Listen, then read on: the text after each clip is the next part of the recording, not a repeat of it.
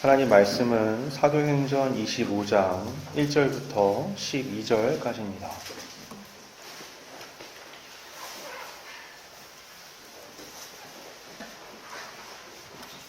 사도행전 25장 1절부터 12절까지입니다.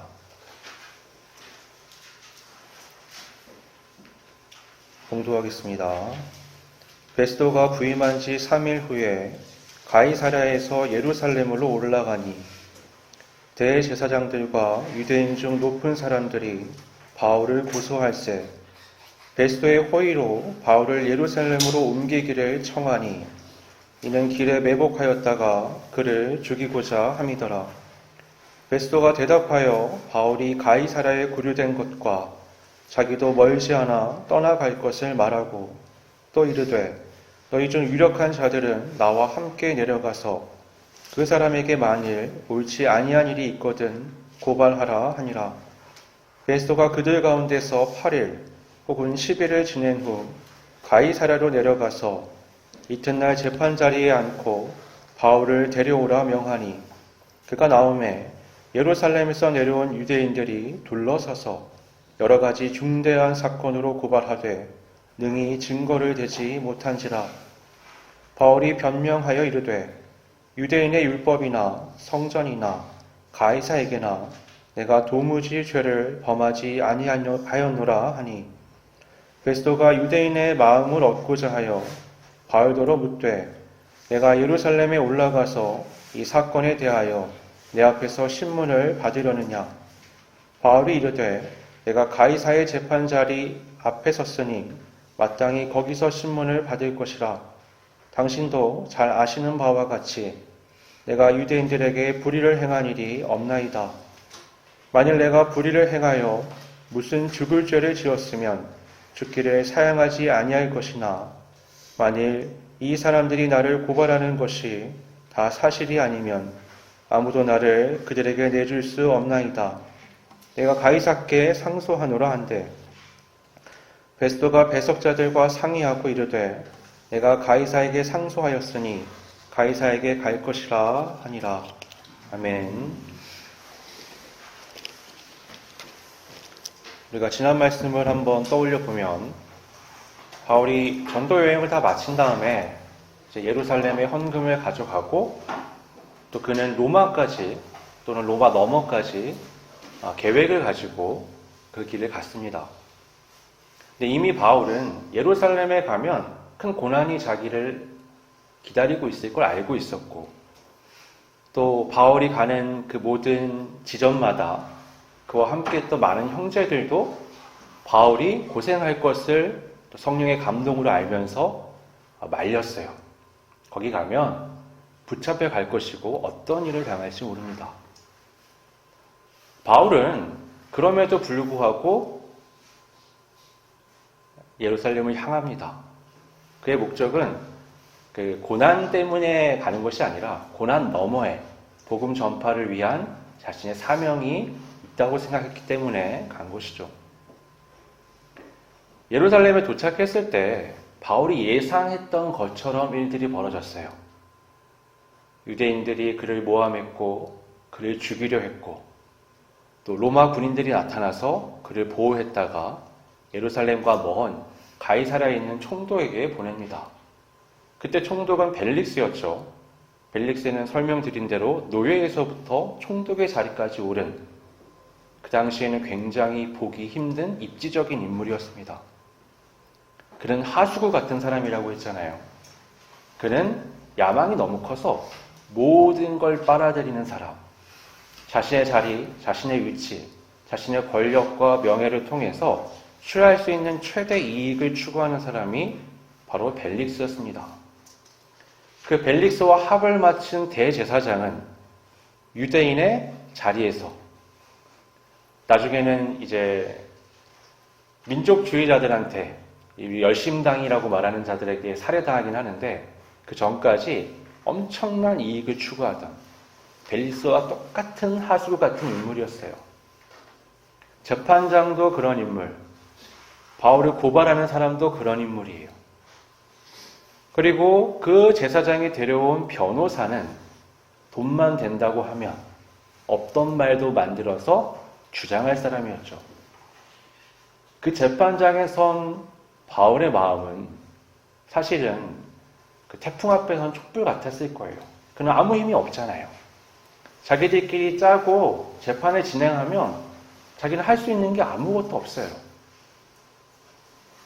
바울이 그때 일어나서 했던 말이 나는 하나님과 사람들 앞에서 양심적으로 살기 위해 노력했습니다 였어요.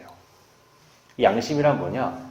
내가 양심에 비추어서 조금 더 거리낌 없는 삶을 살았느냐? 그런 게 아니라 하나님 앞과 사람 앞에서 그렇게 살려고도 노력을 했고 그렇지 못한 일들이 많았을 때 그때마다 회개하고 사과하고 바로잡으며 내 삶을 맞춰왔다는 겁니다.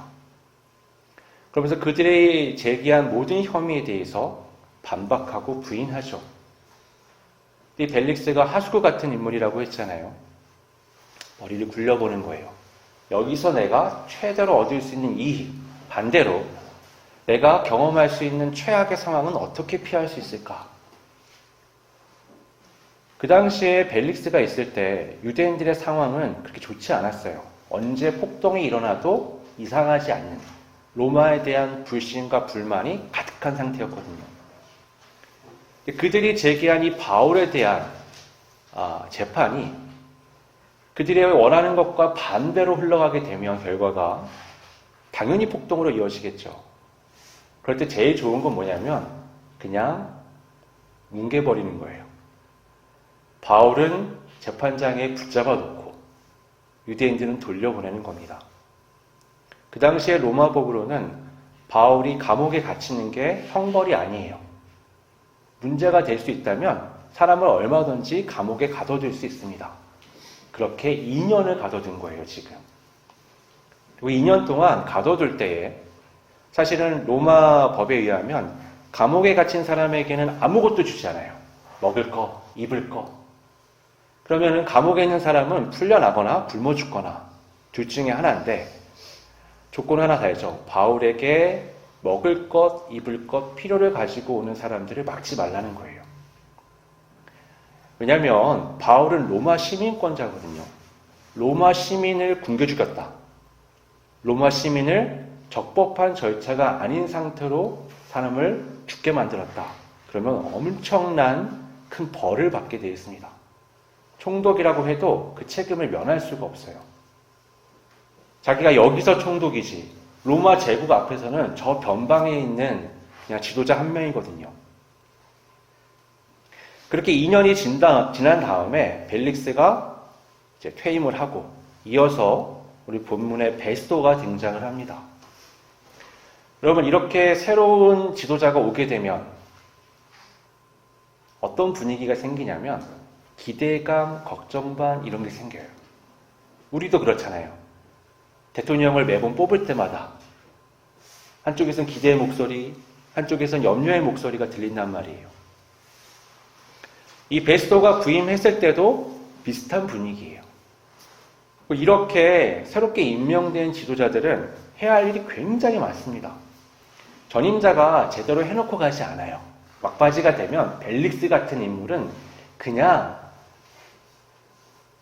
쓰레기만 잔뜩 남겨놓고 갑니다. 가기 전에 이 바울 일 자기가 처리하고 가야 돼요. 근데 처리하고 가기가 애매하잖아요. 그러니까 끝까지 뭉개놓고 뒷사람한테 던져놓고 가버린 거예요. 베스도가 예루살렘에 올라갑니다. 예루살렘은 이스라엘 사람들에게 굉장히 중요한 도시지만 로마한테는 중요한 도시가 아니에요. 로마한테는 가이사랴가 훨씬 중요한 도시입니다. 이스라엘 보시면 강원도처럼 생겼어요. 이렇게 길게 생겼는데 그래서 남북으로는 굉장히 길지만 동서로는 굉장히 짧거든요. 근데 이 짧은 면적 안에 굉장히 드라마틱한 환경의 변화가 있습니다.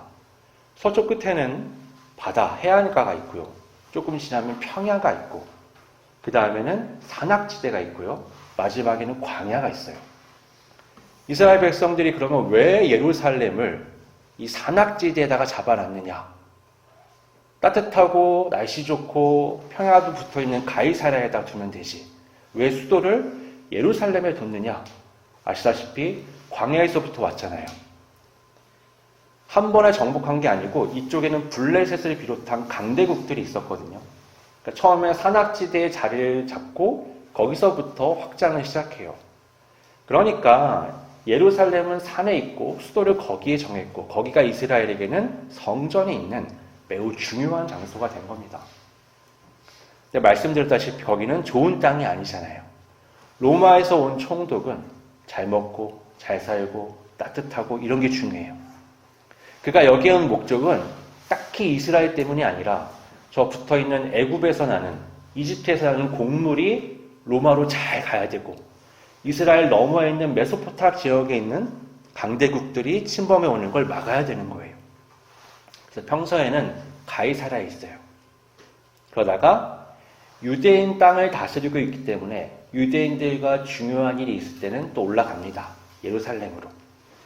부임하자마자 어디 간 거예요 지금? 가이사라에서 예루살렘으로 올라갔죠. 왜냐하면 유대인 지도자들을 만나서 안면도 익히고 얘기도 하고 친교를 맺어야 되는 거예요. 그렇게 올라갔는데 올라가자마자 만난 유대인 지도자들, 대제사장을 비롯한 사람들이 가장 먼저 한 얘기가 뭐냐? 바울에 대한 거였어요. 바울에 대한 이들의 분노, 얼마나 깊은지 우리가 알 수 있는 대목이죠. 2년이 지났는데 바울 소식을 잘 듣지도 못했는데 2년 만에 새로운 총독에게 첫 번째로 꺼낸 얘기가 바울에 대한 거였어요. 그것도 음모가 섞인. 바울을 예루살렘으로 데리고 와달라는 거예요. 그럼 어떻게 해요? 지난번에 실패한, 숨어 있다가 바울을 죽이려고 하는 거죠. 그럼 베스도 정도 되는 인물이 그걸 몰랐을까요? 이상한 거예요. 왜 내가 오자마자 바울 얘기를 하지? 중요한 사안이 아주 많은데 왜 그리고 그 사람을 데리고 오라고 하지? 그거 되게 이상한 거거든요. 그래서 한번 떠봅니다. 가이사라에 지금 바울이 있고 나도 곧 갈 거야. 그러니까 바울을 데려오는 게 아니라 너네 중에 유력자들이 나와 함께 가자. 내 홈으로 가자 이거예요. 데려갑니다. 가자마자 어떻게 해요? 할 일이 그렇게 많은데 바로 다음날 바울을 세워요. 궁금하죠? 도대체 이 사람이 누군데? 뭔데? 왜 이 지역에 내가 부임하자마자 첫 번째 나에게 들어온 민원이 바울에 대한 것일까? 바울을 앞에 세웠더니요. 우리 본문에 뭐라고 하죠? 유대인들이 둘러서서 굉장히 위압적인 상황인 거예요. 피고인 바울이 홀로 서 있는데 유대인들이 그를 둘러서가지고 온갖 걸로 고발하는 겁니다. 2년 전에는 바울이 따박따박 얘기해서 다 반박을 했잖아요. 2년 동안 얼마나 준비했을까요? 이 가이사라에 가서 고발할 때 얼마나 많은 걸 준비했을까요? 온갖 것들로 바울을 고발하는 겁니다. 그런데도 바울이 하나하나 다 말하면서 유대인에게나 율법에게나 성전에게나 나아가서 황제에게나 나는 아무 죄가 없습니다. 라고 얘기해요. 짧게 되어 있지만 사실은 하나하나 다 반박을 한 거예요. 그리고는 가이사에게 이제 호소를 하죠. 나는 로마 황제에게 가서 재판을 받고 싶습니다. 라고 얘기하는 거예요. 이 베스도가 이 벨릭스랑 크게 차이가 없는 인물이라고 제가 말씀드렸잖아요. 이 사람이 지금 하는 건 뭐예요? 유대인들의 마음을 사야 되는 거죠. 그래서 유대인들에게 마음을 사기 위해서 바울에게 묻습니다. 그럼 네가 나와 함께 예루살렘으로 올라갈 거냐? 거기서 한번 재판 받아볼래? 이거 되게 멍청한 질문이죠. 지금 재판받고 있는 사람에게 갑자기 자기의 적재자들이 가득하게 있는 예루살렘으로 가서 재판을 받으라고 말하는 건 이상한 질문이에요. 이상하다는 건 이 사람도 알아요. 왜 이 질문을 하느냐? 유대인들의 마음을 달래야 되잖아요. 내가 고집부려서 일로 왔는데 지금 상황이 어때요? 유대인들의 화만 돋구는 격이 된 거예요. 그래서 유대인들에게는 한번 이렇게 말을 해줌으로써 마음을 달래는 거죠. 바울은 예상했던 대답을 합니다. 아니요, 저는 거기 안 갑니다. 저는 잘못한 게 없습니다. 저는 황제에게 상고할 겁니다. 결국에는 그 베스토가 같이 있는 배심원들과 함께 판결을 내리죠. 네가 그렇게 말하면 너는 황제에게 가야 한다. 여러분, 바울은 사회에 있는, 세상에 있는 시스템, 어떤 자리가 다 마땅히 하나님이 세상에 주신 거라고 생각을 했어요.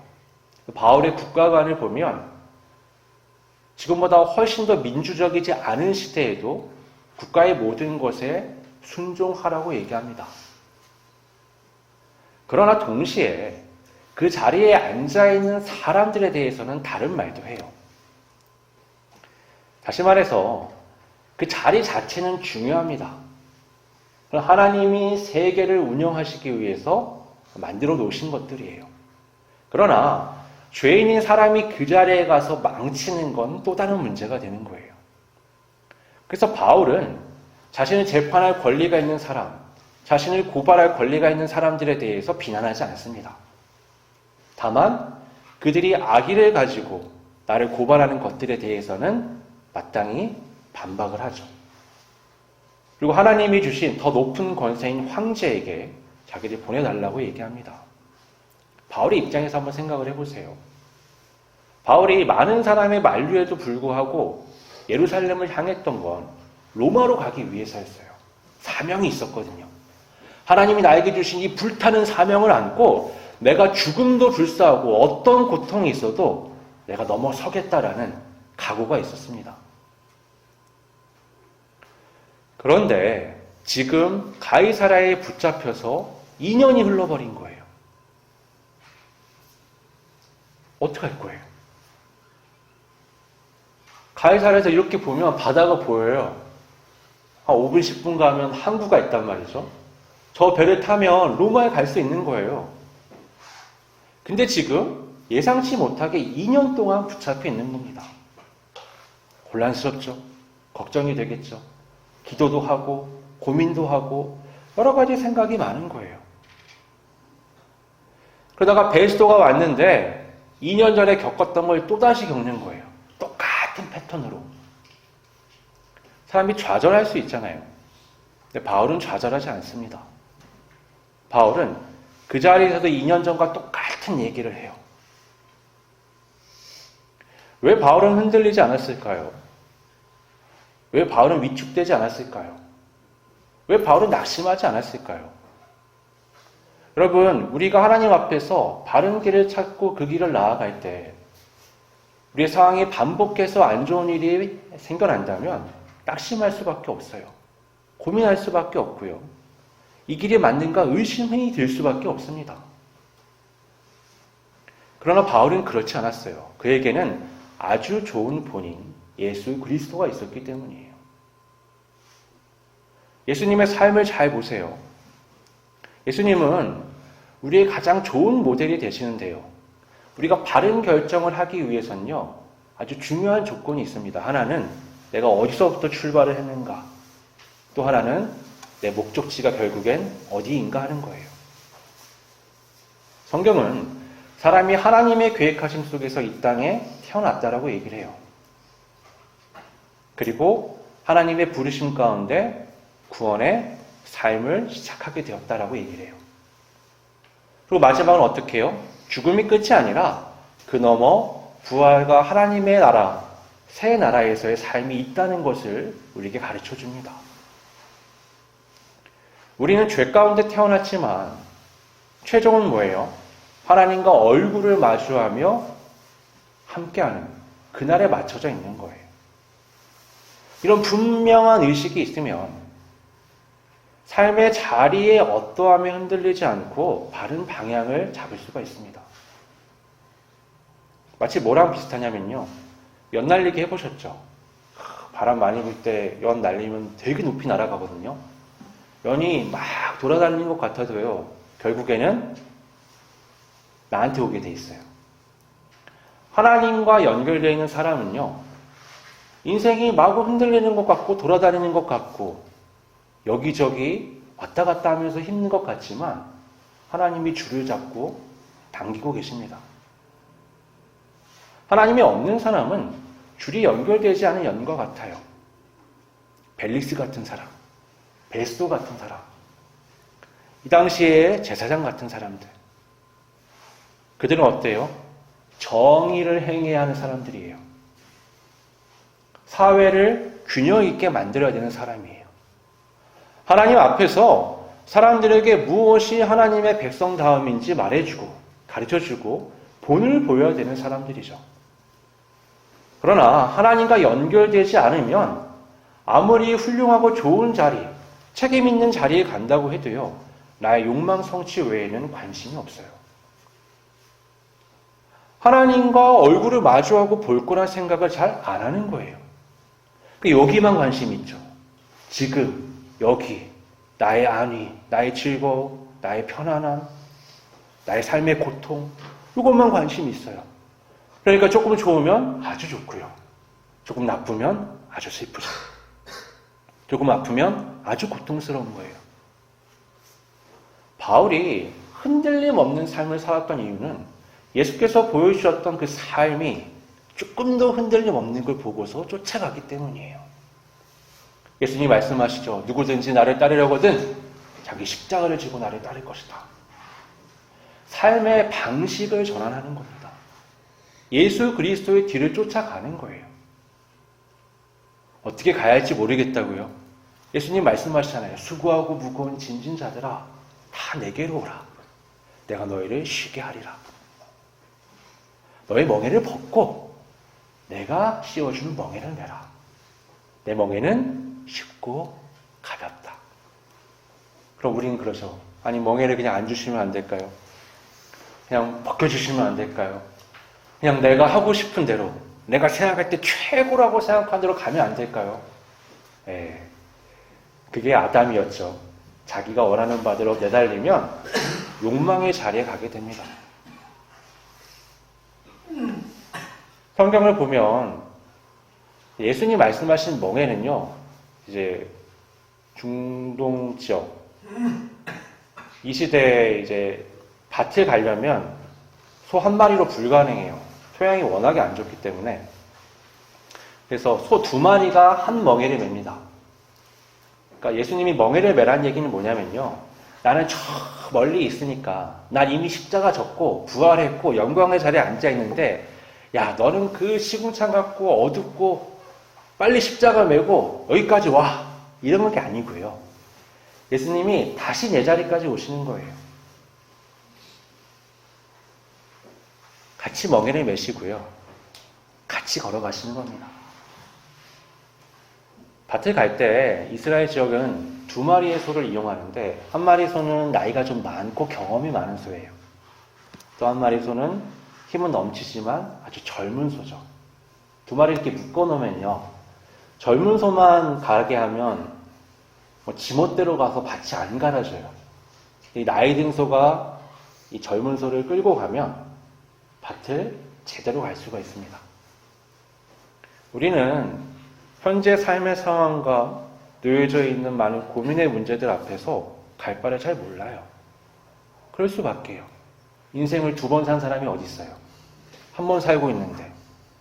저는 어릴 때 친구랑 10대 때 중반쯤에 그 친구 집에 옥상에 있고 마루가 있거든요.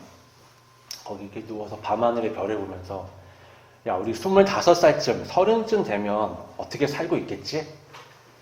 30쯤에 둘이 거기 또 누운 거예요. 야 우리 30쯤 되면 이렇게 살고 있을 줄 알았는데 야 우리가 똑같은 고민을 하고 있어. 40이 돼서 같이 또 누웠습니다. 고민이요 10대 후반, 20대, 30대, 40대가 됐는데 별로 달라진 게 없더라고요. 이제는 무슨 얘기 하냐면요. 야, 우리는 50대도 비슷한 생각하고 있을 것 같은데? 이런 생각을 하는 거예요. 왜냐하면 살아보지 않았잖아요. 그러니까 미래를 되게 낙관하고요. 아름답게 그리고 여러 가지 걱정하면서 미래에 많은 것들을 수놓는데 실제 그 나이가 되거나 그 상황이 되면 아닌 거예요. 예수님은 전혀 흔들림 없이 십자가의 길을 가십니다. 한 번 힘드셨죠? 십자가를 지기 직전에. 그래서 땀방울이 핏방울이 되도록 기도하십니다. 그때 하신 게 뭐예요? 내 마음이 아니라 하나님의 마음에 맞게끔 결정하게 해달라는 거예요. 그리고는 그 일을 꿋꿋이 가시죠. 그 결과 부활과 또 승천, 재림의 약속들이 주어졌단 말이에요. 바울이 그걸 보고 그 부활하신 예수님을 만나고 자기의 인생의 초점을 분명히 합니다. 나는 하나님의 나라에 주님 앞에 서는 그때가 올 것이야. 그러니까 인생을 조금 더뎌도 문제가 반복돼서 좀 힘들어도 사실은 조금 힘든 게 아니죠. 굉장히 낙심할 수 있는 상황이지만 흔들리지 않아요. 모든 건 하나님의 인도하심, 주님의 이끄심 가운데 있다는 걸 믿었기 때문입니다. 그게 우리에게 필요한 부분이에요. 여러분 세계를 보세요. 정의가 어디 있어요? 환경 올해 더우셨죠? 엄청나게 더웠잖아요. 탄소 배출 때문에 다 난리인데 미국 대통령 되자마자 우리 탄소 배출 그거 안 할래. 유럽도 뭐라 그런지 아세요? 자기들 경제력이 중국한테 밀리니까 우리도 환경보호 생각해 봐야 되겠어. 언제는 원전이 환경오염의 주범인 것처럼 부리더니 또 언제는 또 원전이 환경오염을 막는 중요한 것처럼 얘기를 하고. 우리가 보면 국가들도 정상들도 똑똑한 사람 다 그렇게 모아놔도요 좌충우돌하고 방향을 못 잡습니다. 지금 이 전쟁 상황들 누가 이 미래를 예측할 수 있어요? 뭐가 어떻게 펼쳐질지 알 수가 없어요. 여러분 1차 세계대전, 2차 세계대전 정말 별거 아닌 데서부터 시작을 해가지고 그렇게 커집니다. 우리는 미래를 알 수가 없어요. 우리가 분명히 아는 미래는 뭐예요? 하나님이 말씀하신 미래. 사람이 죽음 후에 부활이 있을 것이고 하나님의 심판대 앞에서 의인과 악인이 구별될 것이고 의인은 영생으로 악인은 영벌로 이어질 것이다라는 거예요. 그럼 우리는 명료하게 알 수 있죠. 세상은 혼란스럽고 나를 둘러싼 삶의 문제들은 이러쿵저러쿵 많이 있지만 우리는 흔들리지 않을 수 있는 거예요. 예수님처럼 바울처럼 많은 믿음의 선진처럼 우리는 믿음의 길을 걸어갈 수 있는 겁니다. 우리 삶을 점검해보고 하나님 앞에서 흔들림 없는 우리의 최종점인 그리스도 예수 앞에 서는 그날을 향해서 바른 결정을 늘 내리며 나아가는 우리 모두가 되기를 바랍니다. 기도하겠습니다. 거룩하신 아버지 하나님,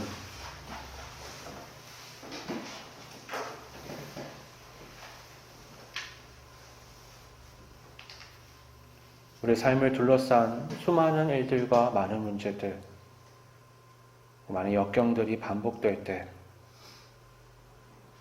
우리가 한 번은 이겨내도 두 번은 너무 힘겹고 세 번째는 좌절해서 일어나지 못하는 그런 일들이 반복됩니다. 바울의 삶을 우리가 보고 있지만 그의 삶이 얼마나 많은 역경과 어려움과 고난으로 가득했는지 우리는 성경을 통해서 익히 잘 알고 있습니다. 그럼에도 끝까지 흔들림이 없었던 그의 믿음처럼 우리도 우리 주 예수 그리스도가 가신 그 길을 바라보며 주께서 매라고 하신 멍에를 메고 주님과 함께 이 삶을 걸어나가며 하나님이 계획하신 일들을 이루고 하나님 앞에 기쁨으로 설 수 있도록 우리 한 사람 한 사람을 붙들고 인도하여 주시옵소서. 거룩하신 예수님의 이름으로 기도드립니다. 아멘.